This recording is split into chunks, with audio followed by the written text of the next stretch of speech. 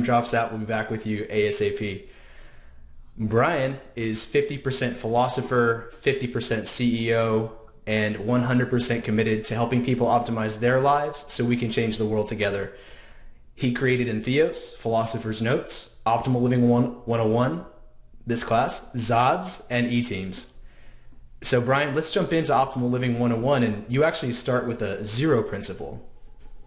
I do, but I'm going to start with an introduction, just kind of give people an idea of where I'm coming from and kind of what we're going to do in this class. And again, thank you for running these classes so well and so excited about all that we're up to and appreciate all that you've done to make it possible. So how to optimize your life, also known as Optimal Living 101. This is really going to be an introduction to a series of classes that I do where we're going to go into each of the ideas I talk about today in its own full 60-minute class.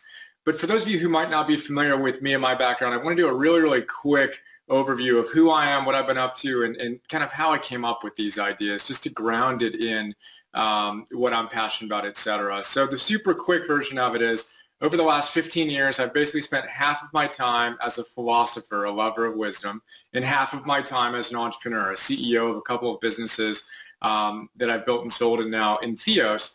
And in my mode as philosopher, I just studied as much as I could, the ancient wisdom to the modern science, from Buddha and Marcus Aurelius and Socrates and Confucius and Lao Tzu and up to Emerson and Nietzsche and all the modern day positive psychologists and great teachers. And I wanted to understand, what is it that makes great people great? What makes extraordinary people extraordinary? And how do we enjoy our lives? So I call that optimal living. How do we optimize our lives by tapping into these universal truths that all these great teachers talk about?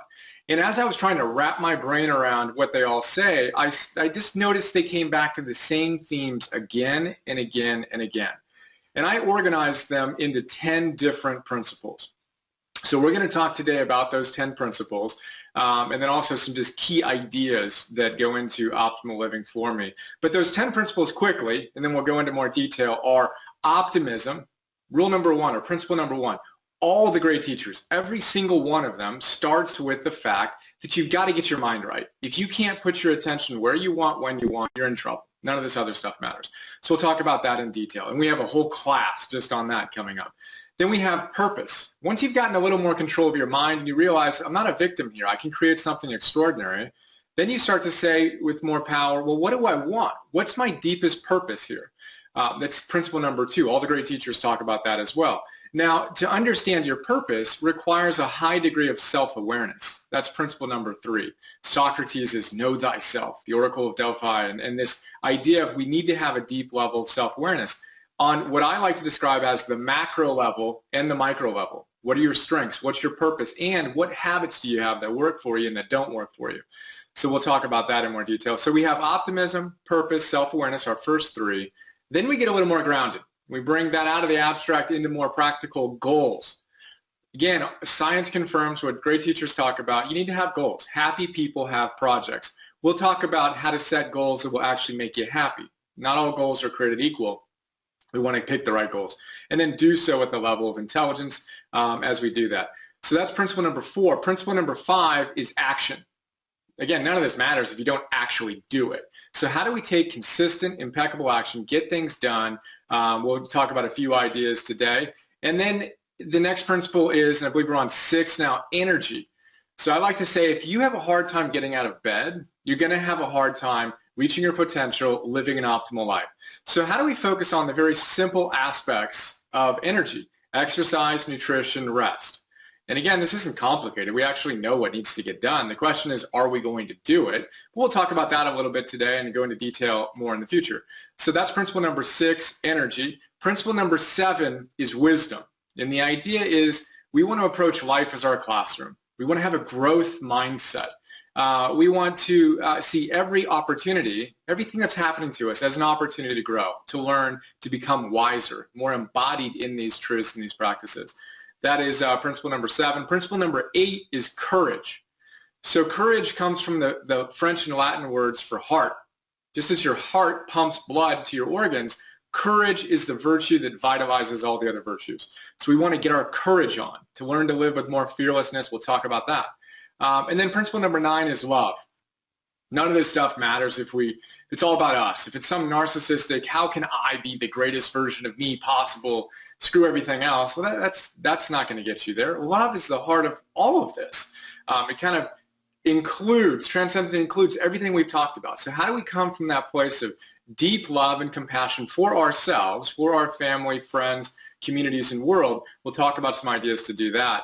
And then the 10th principle is really kind of the 0 principle and the 10th. It's the center point and the circumference, which is in theos. So we named our business theos after the 2 little Greek words that make up the word enthusiasm. So the Greeks said, if you want to live with just this effervescent love of life, this enthusiasm, then you need to plug into the highest within yourself. God within, and theos is the root of the word enthusiasm. Now, in theos and enthusiasm is really the natural byproduct of honoring those other 9 principles. What you're doing when you pay attention to those principles, from my perspective, is it's kind of like you're plugging in. When I was meditating this morning, as I was ending, I opened my eyes and I looked down, and there was the little wall socket, that you plug in your light or whatever into. And we have a 1-year-old in the house. We've got that little thing covered. You can't actually plug anything into it. And I was thinking about, really, this is what this class is all about, is plugging into source, God, the universe, whatever you want to call it, that power that beats our hearts, that keeps the planets in line, that's bigger than us. How do we connect to that more consistently? And if you aren't honoring the basic fundamentals that we're going to talk about today, it's kind of like putting a baby-proof thing on top of it. You're just not going to be able to plug in. And anytime we're not feeling really radiantly alive, we want to notice that God's kind of left the house. How do we invite him or her or it, whatever you want to refer to it as, back into our being? And I would suggest that some of these ideas are a great way to do it. So that's kind of the overview of our 10 principles that we'll, again, explore in separate classes going forward. But we have optimism, purpose, self-awareness, goals, action, energy, wisdom, courage, love, and in theos. So we'll jump into those in more detail now. But John mentioned kind of our 0 principle, which is arete. It's this idea that if I had to summarize all of my work, I like to say, in one word, it would be arete. The classic Greek philosophers like Plato and Socrates and Aristotle told us that if you want happiness, you need to live with this word arete. And the word translates into English as excellence or virtue. But it has a deeper meaning, something closer to expressing the highest version of yourself, moment to moment to moment. If you're expressing the highest version of yourself, living with arete, then you're going to be happy. You're going to be enthusiastic. You're going to feel radiantly alive. And I like to describe it as, it's kind of like you have this 2 lines. You have one line which represents what you're capable of being. You have another line which represents what you're actually being. Now, if there's a gap between those 2 lines, and you could be doing more than what you're doing, in that gap is where regret and anxiety and disillusionment exist. Now, when you live with arete and you close that gap, even just for a moment, or 2 or 3 or 5 or 10 or 20, or a minute or 5 or 10 or 20, when you close that gap, you feel good. It's really that simple. And what we want to do is practice that. We're never going to be perfect at it, which is another important point I want to make right now. When I talk about optimal living, I'm not talking about perfect living. And as a recovering perfectionist, we're going to do an entire class on how to quit being a perfectionist, literally. Now, as a recovering perfectionist, I used to want to live perfectly, not optimally, perfectly. But the word optimal comes from the Latin word optimum, which doesn't mean perfect. It means the best. So optimum is the best. And the best only occurs in the context of reality. And in reality, there is no such thing as perfect. You can move toward perfect. You can have a guiding star that you're navigating toward, but we don't want to confuse that star with some distant shore, as Tal Ben-Shahar describes it, that we're never going to get to. You're never going to get to that guiding star, and you know that when you orient that way. You have these huge ideals. You want to do your best. You want to live optimally. But very importantly, you embrace the fact that you actually never will. You'll never consistently express precisely the highest version of yourself every single moment, day in and day out, week in and week out. And paradoxically, when you embrace that, the constraints of reality, you have a freedom to A, perform a heck of a lot better because you're not stressing yourself out, and B, enjoy the process because you know that it's a process. So I really want to stress that it's about optimal living, not perfect living. And like I said, we'll have a whole class on that because it's worth a whole class because I tortured myself for decades thinking it was about perfect living. So those are two big points, arete and then optimal. And the third one I want to make is it's all about the fundamentals. So in our team, we talk all the time about the fundamentals. It's really exciting to talk about the latest and greatest ideas, and we talk about a lot of them in these academy classes and just getting kind of introduced to some extraordinary teachers with extraordinary ideas.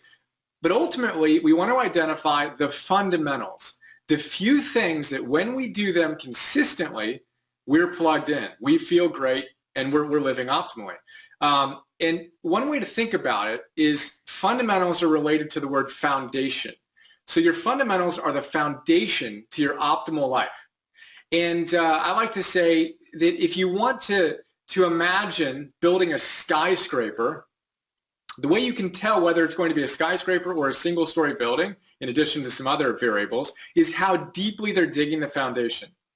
The reality is a single-story house requires a much different foundation than a skyscraper.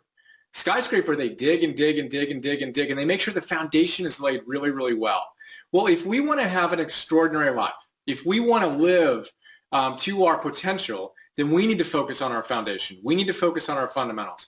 And for me, we're going to talk about this throughout, but for me, those fundamentals are exercise, nutrition, and training my attention primarily. And there's some other ones, but those are my three top fundamentals. And I'm going to encourage you to figure out what are your fundamentals. What are the things that when you do them, you feel best? And when you're struggling, you want to go back to the time in your life when you felt most on and say, wow, when I felt really on, I was exercising 3, 4, 5 times a week. I was eating much better than I am now. I was getting good rest, going to bed at a certain time and doing these things. And I was just in a good state. My mind was good. I was hanging out with these people who inspired me. We want to identify with those fundamentals and do them consistently. So that's the basic intro to this class. Now we'll jump in and have some fun with each of the big ideas, checking in on the time there, starting with optimism. So big idea number one is optimism. We want to get our minds right.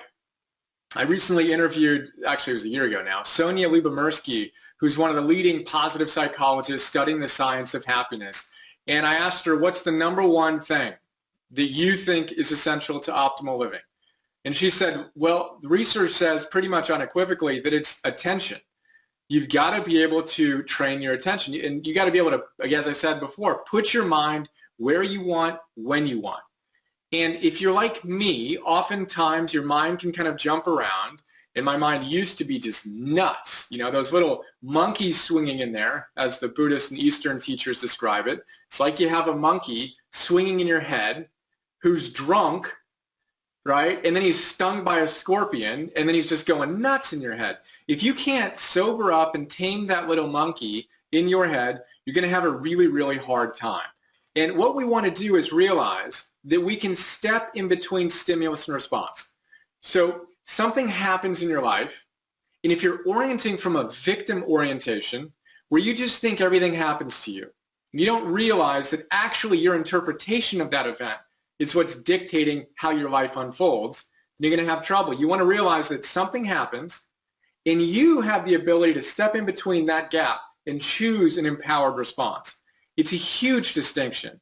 That's at the core of optimism.